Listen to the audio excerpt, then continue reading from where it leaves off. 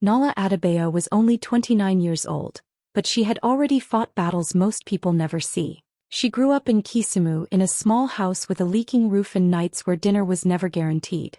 While other kids slept, Nala stayed awake, staring at her old second-hand laptop, teaching herself things no one around her even understood. She used to whisper to herself, "One day, my life will change." And somehow she made it happen. Now she sat on the 14th floor of Kijani Tech Solutions in Nairobi, one of the most respected tech companies in the country. Her badge opened doors she once thought were impossible. But this wasn't just any job. Nala was working on a top-secret government cybersecurity project. If she succeeded, it wouldn't just change her career. It would change her entire life. Her fingers moved quickly across the keyboard, her eyes sharp and focused. She noticed everything. Every detail. Every risk. That's when Elvis Mwangi walked over. Elvis was the kind of man everyone liked. Always smiling. Always friendly. "Wow, Nala," he said softly. "You work so fast. This government project must be huge." Nala gave a polite smile. "It is." He leaned closer, watching her screen a little too carefully. "You'll have to tell me how you do it," he added. She nodded, but something about his tone felt th. Later that afternoon, their boss, Mr. Themba Nkosi, called everyone into the meeting room. He stood proudly at the front. "I want to recognize someone exceptional," he said. Nala's heart started beating faster. He smiled. "Nala Adebayo. Her work on the government cybersecurity system is brilliant. She represents the future of this company." The room filled with claps. Nala felt her chest tighten. For the first time in her life, she felt seen. But across the room, Elvis was clapping too, smiling. Yet his eyes held something else. Something darker. Something that silently said, this wasn't over. The next morning started like any other day. Nala walked into Kijani Tech Solutions holding her coffee, her mind already thinking about the final touches she wanted to add to the government project. She had worked late for weeks. She was close now. So close. But the moment she stepped inside, something felt wrong. It was quiet. Too quiet. Usually people greeted her, smiled. Today they didn't. Instead they looked at her, then quickly looked away. Two coworkers standing near the printer stopped talking the second she passed them. One of them leaned closer to the other and whispered something. Nala couldn't hear the words, but she knew they were about her. Her chest felt tight. She walked to her desk slowly. That's when she saw Elvis. He was already there, sitting comfortably, smiling. When their eyes met, he gave her a small nod. "Morning, Nala." His voice sounded normal, but his eyes didn't. Before she could respond, her phone rang. It was her boss. "Mr. Nkosi wants to see you." Now, her stomach dropped. She stood up and walked to his office. Each step felt heavier than the last. When she entered, Mr. Nkosi wasn't alone. Two senior managers were sitting there too. No one smiled. Mr. Nkosi didn't even look at her. "Close the door, Nala," he said quietly. Her hands felt cold as she obeyed. He finally looked at her. His expression was disappointed. "I want to ask you something," he said. She nodded. He took a deep breath. "The government cybersecurity project." Her heart started racing. "Yes," she said. He frowned. "Why didn't you tell me you already submitted it?" Her mind went blank. What? One of the managers slid a printed document across the table. Nala looked down. Her eyes froze. Project title. Her work. Her code. Her ideas. But the name under it. Elvis Mwangi. Her heart stopped. I didn't submit this," she whispered. Her voice shook. Mr. Nkosi's face hardened. "Elvis submitted it last night using company credentials."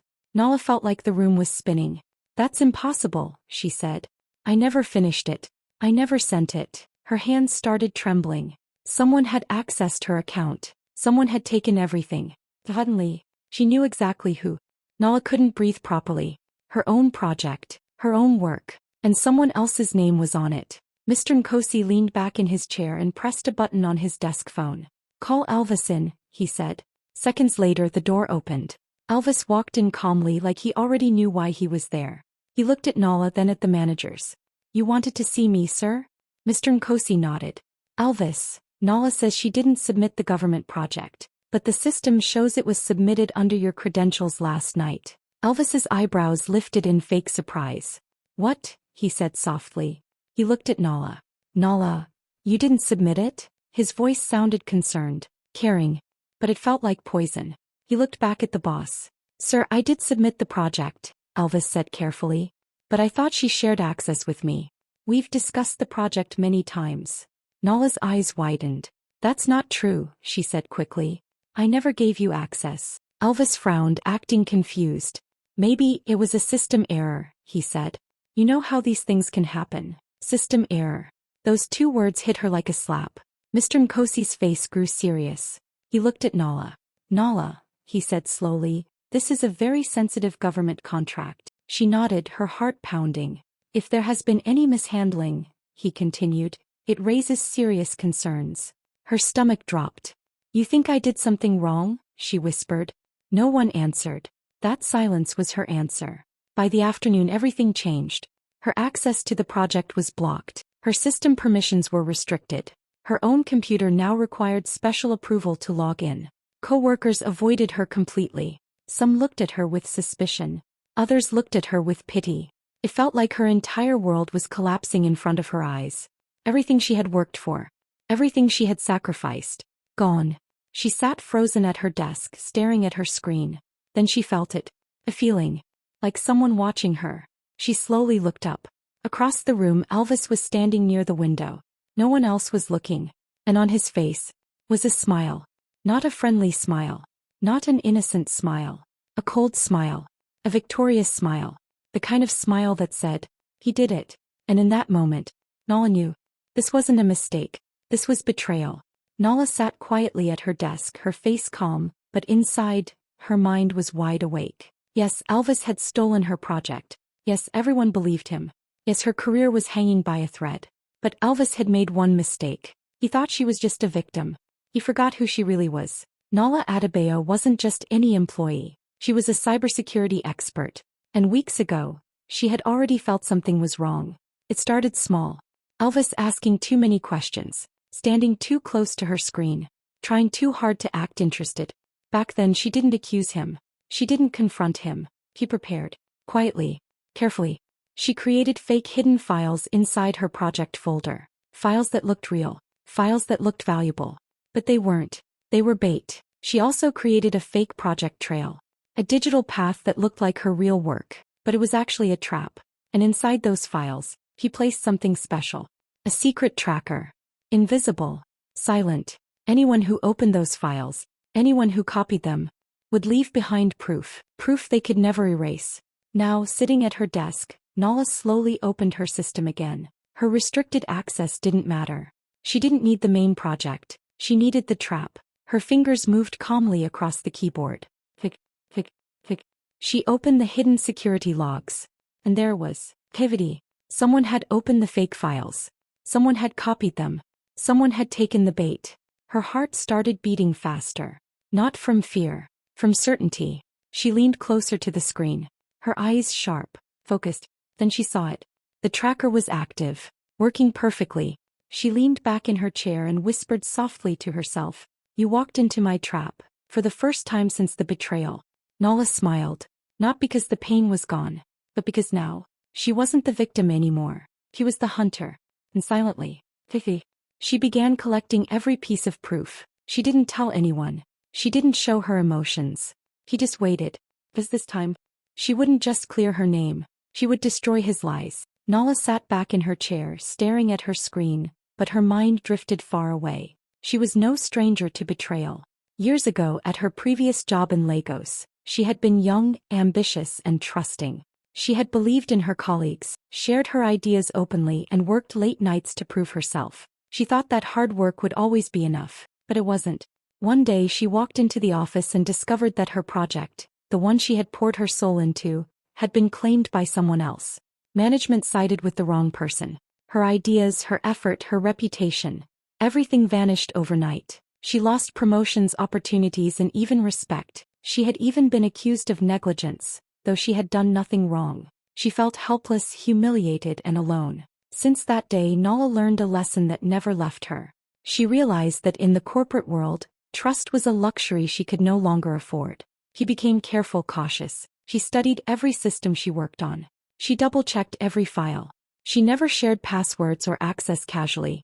She learned to expect betrayal before it happened. Every morning when she logged in, she reminded herself silently, never again. It wasn't paranoia. It was preparation. Every email she sent, every document she saved, every project she touched carried her invisible shield. She became a step ahead of everyone, quietly watching, quietly guarding herself. Now sitting at Kijani Tech, she could feel that old lesson humming beneath her skin. Elvis's betrayal stirred that same fire inside her. The anger, the sharp awareness, the focus. She didn't panic. She didn't lose control. Instead, she smiled softly to herself. She had been through worse. She had been burned before. And now, she was ready. Ready not just to survive but to fight back. Ready not just to defend her work but to expose the truth. Ready to take control of a situation that could have ruined her career in a heartbeat. This time, she whispered to herself as she adjusted her posture and returned to her screens. I won't lose. Not again. I'm prepared. Nala leaned back in her chair, her eyes narrowing at the glow of her monitor. Every key she pressed felt deliberate, every click precise. The office was quiet now. Too quiet, but she liked it that way. It gave her space to think, to analyze, to uncover the truth. She opened the system logs, scrolling carefully. At first it looked normal, routine access, normal timestamps. But then she noticed something unusual. A login at midnight coming from Elvis's computer. Her stomach tightened. That wasn't possible, unless someone had used her credentials. She dug deeper. USB data transfers. Large files moved, files that matched the ones she had been working on. Her heart skipped a beat. He didn't just steal her work. He had copied it, downloaded it, and tried to cover his tracks. Even worse, she discovered something horrifying. Some of the files she had worked on, the ones she had left intentionally unprotected, were now scattered across the system under her name. Elvis had planted them to make it look like she had submitted the project herself. He wanted her to take the blame. Her hands trembled for a moment, but only for a moment. Then she smiled. The files he stole weren't just ordinary files. She had hidden trackers inside them weeks ago. Tiny, invisible digital breadcrumbs that would point straight back to whoever opened or copied them. She followed the data trail carefully, her eyes scanning the logs. There it was, clear as day. Every action, every transfer, every access linked directly to Elvis. Midnight logins, USB movements, copied files. Everything left a footprint he couldn't erase. Finally, she leaned back and whispered softly to herself, almost in disbelief, I have you. The evidence was there. Complete, undeniable. His theft. His lies. His attempt to frame her. But she didn't act immediately. She didn't storm into Mr. Nkosi's office. She didn't confront Elvis yet. That would be reckless. Impulsive. Amateurish. No. She would wait. She would watch. She would choose the perfect moment when everything would fall into place, when everyone would see the truth, and when Elvis would realize that the game was over. And he had been trapped from the very beginning. Nala's fingers hovered over her keyboard. Calm. Focused. Certain. The trap was set. And now, finally, it was time to wait. The announcement came over the speaker, echoing through the open office. Elvis Mwangi has been promoted to Senior Project Manager. Please join me in congratulating him. Applause filled the room. Colleagues clapped, some whistled. Balloons swayed from the ceiling. A small cake was brought out and champagne glasses clinked. Elvis stood at the center, grinning from ear to ear, shaking hands, accepting pats on the back. Nala watched quietly from her desk. Her fingers rested on the keyboard, but she didn't move. She didn't cheer. She didn't clap. She didn't even frown. She stayed calm. Then Elvis spotted her. He walked over, that same charming smile on his face, pretending everything was friendly. Congratulations, Nala, he said loud enough for everyone to hear. Some people are not as smart as they think, huh? The office burst into laughter. A few colleagues glanced at Nala with awkward smiles, unsure whether to join in. Others whispered, laughing behind their hands. Nala's chest tightened, but she didn't react. Not a flinch. Not a word. Her lips pressed together, her eyes steady. Elvis laughed at his own joke, clinking his glass with a coworker's. He glanced around, proud of the attention. In his mind he had won. He had everyone believing he was the genius. He was the one outsmarted. But Nala wasn't weak. She wasn't humiliated. Inside she was calm, calculating. Every laugh he took for victory, every smile he flashed for pride, was just fuel for her plan. She had all the proof she needed. The trackers. The logs. The hidden files. She was waiting. Patient. Focused. Silent. While the office cheered for him, she silently marked every move, every word, every laugh he gave. Elvis thought this was the end of the story. He thought he had destroyed her. But he didn't know. Nala leaned back in her chair, watching him celebrate with everyone around him, her lips curling into a small, almost invisible smile. Let him enjoy this moment. The real ending wasn't happening yet, and when it did, he would wish he had never celebrated so early. The big day finally arrived. The company had announced the final presentation of the government cybersecurity project, and the conference room was packed. Government officials, senior managers, and tech experts from all over Nairobi were present. Nala sat quietly at the back, her hands folded, eyes scanning the room, calm but alert. Elvis was up at the front, smiling confidently. He had rehearsed this moment, practiced every line, every gesture. The stolen project was on the screen behind him, graphs and code glowing, data flowing. He spoke with authority, pointing at charts, explaining algorithms, taking questions from officials. The room nodded, impressed. He looked unstoppable. Nala watched every move, every gesture, every word, every click. She had been waiting for this exact moment. Then it happened. Her fingers moved quickly on her laptop, hidden beneath the table. She accessed the fake file she had planted weeks ago. The hidden tracker activated, silently linking to her main system. Suddenly, the screen behind Elvis flickered. A small notification popped up, then another until the main display changed completely. The stolen project was still there, but now something else appeared. The words flashed across the screen: real author, Nala Adebayo. Elvis froze mid-sentence. Then the access logs appeared, scrolling automatically. Each line showed his login times, midnight activity, USB data transfers, files he had copied, every attempt to frame Nala.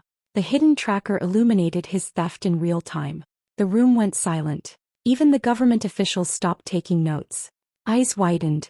Mouths fell open. Some whispered, confused and shocked. Elvis's confident smile disappeared. He swallowed hard, his fingers twitching. He tried to speak, tried to laugh it off, but no words came. His face drained of color. Nala stood up calmly, walking toward the front of the room. Every step was deliberate, measured. She didn't shout. She didn't panic. She didn't even glance at him angrily. She simply pressed one last key and the full evidence appeared. Fake files he had stolen, trackers, logs, timestamps, all undeniable proof of his betrayal.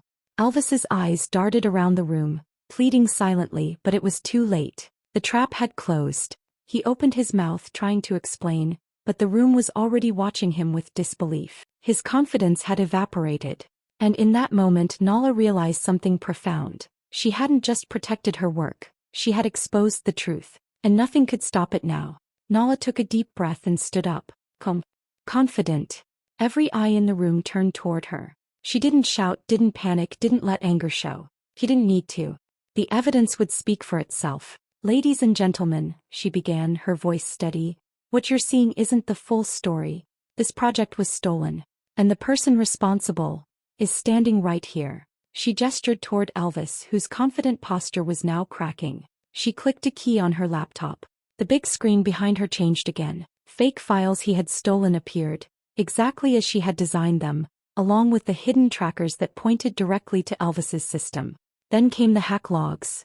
Midnight logins, USB transfers, access attempts, all clearly showing how he copied her work and tried to frame her. Gasps echoed through the room. Even the government officials exchanged looks of disbelief. Elvis's face turned pale. Beads of sweat formed on his forehead. His hands shook as he tried to speak. This isn't true, he stammered. It must be some mistake. No, but it was impossible. Every attempt to deny was crushed by the logs, the trackers, the undeniable proof she had collected. The room wasn't listening to his excuses anymore. It was watching the truth unfold. Mr. Nkosi's jaw dropped. His face was a mix of shock and shame. How had he not seen it sooner? How had he believed Elvis over Nala? Before Elvis could think of another lie, the doors to the room opened. 2 security escorts stepped in, serious and professional. They moved toward him swiftly.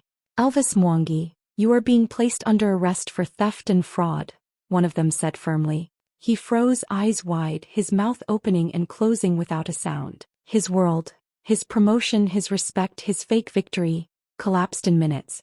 Colleagues whispered behind their hands, some looking horrified, some relieved. The government officials sat stunned, unsure how to react to the revelation. Nala stayed calm, letting the security do their job. She didn't gloat. She didn't laugh. She didn't even smile. Her victory wasn't in humiliation. It was in justice. As Elvis was escorted out, handcuffed, his confident aura gone, Mr. Nkosi finally spoke, voice heavy with regret. I'm so sorry, Nala, he said. I should have trusted you from the start. Nala nodded, her calm eyes meeting his. It wasn't about apologies anymore. It was about truth. And in that moment she finally felt the weight of the storm lift. Weeks later the office felt different. Quiet. Calm. The tension that had hung in the air for months had finally lifted. Elvis Mwangi was gone, fired, blacklisted, and with his career in ruins. The people who once admired him now whispered about his fall from grace. Nala walked through the office, her steps steady, her head held high. She didn't need to say a word. Everyone knew what had happened. Everyone knew the truth. Mr. Nkosi approached her, looking genuinely ashamed. Nala, he said softly, I owe you a huge apology. I should have trusted you from the start. Your work, your integrity, it's remarkable. She nodded, accepting his words but feeling something even stronger than his apology. Respect, justice, peace. And, he continued with a small smile, I'd like to officially offer you the promotion you deserve. Head of Cybersecurity. Effective immediately. Her lips curved into a quiet smile. She had worked for this moment her whole life and now it was hers. Not just for the title but for the recognition she had earned, for the truth that had finally come out, and for the control she had reclaimed over her future. Colleagues stopped by to congratulate her, some nervously, others with genuine admiration. But Nala felt something deeper than office applause. She felt the kind of victory that couldn't be measured in promotions or paychecks. It was the victory of respect, the victory of justice, the victory of peace. And as she stood at her new desk, looking out over the Nairobi skyline, she whispered to herself, a quiet smile on her face, words that would echo far beyond that office. He thought he hacked my future, but I was the one writing his ending.